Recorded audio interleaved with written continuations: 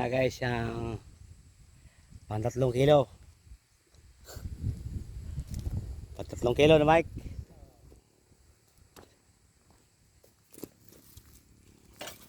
Dadali mo to Mike ano ah.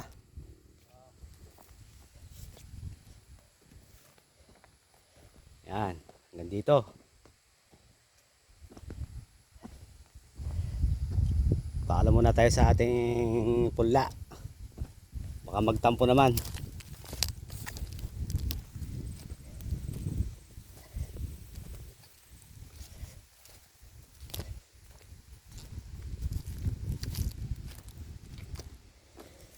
Ayan guys. Hop, bukas pag di naman bunambon, pwede na nang diligin to. Didiligan na naman. Kahit pa isa-isang regador lang.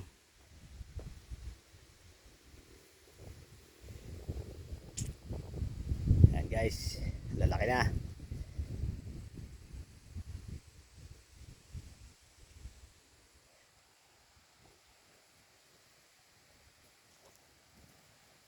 Ah, 15 days pa ito. Ano na to? Maghahanap na to ng tatamnan.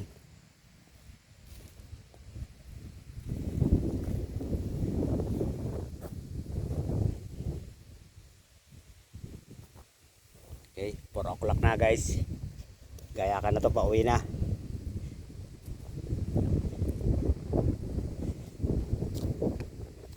Yan ang aking pula.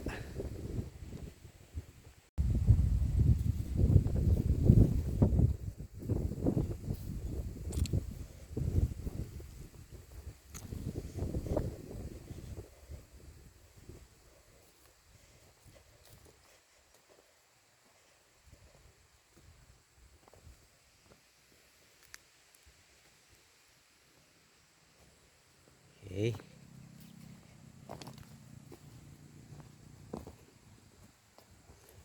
Linis na yan guys, wala nang damo yan. Meron nila akong hindi natatamuhan dyan, mga isang plat na lang yata doon sa gawing dulo na yun.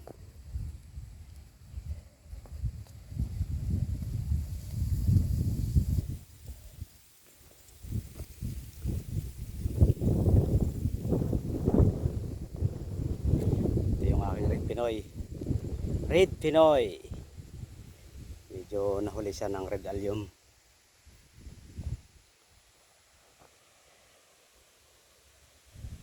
Kukultibitin ko pa yan. Yan. Mula dito.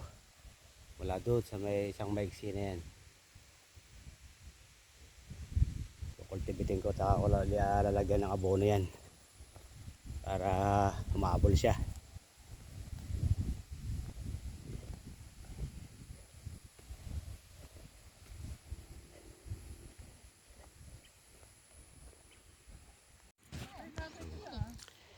Ito na Chris, yung sibuyas mo.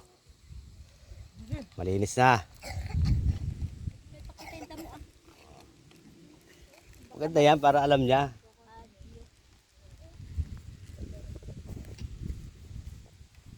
Oh, yung si MP nagpapayok din.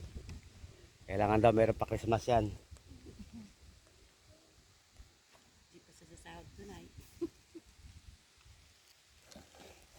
Yung mga supot lang yung kakalat dyan ha.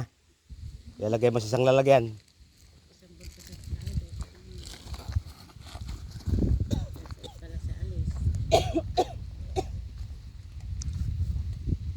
Gail! Oh!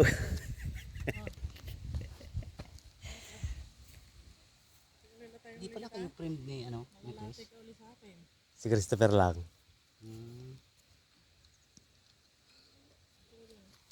Oh, maganda naman na sa dalinis oh, di ba? Lumabas na 'yon, no? Nakita na siya yung panay, nakita na yung kanyang ano. Oh, yung si Ibben, no? Nagsusolo siya ron, no?